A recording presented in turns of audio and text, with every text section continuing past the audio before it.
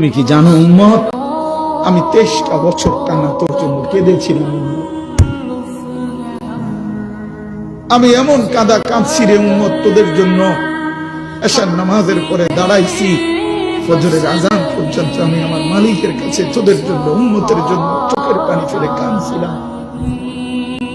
আমার এত চোখের পানি তোর দিল গলাইতে পারলো না। আমি তায়েফের পাথরের আঘাতে আমার পিঠটা চালনির মতো ছিদ্র ছিদ্র হয়ে গেছে রক্তে। আমি বুকে পেটে 2টা পাথর বাঁধছি ক্ষুধার কষ্টে। আমি উহুদের দান শহীদ করা রক্তে উহুদের ময়দানে পড়েছিলাম বেহুশ হয়ে।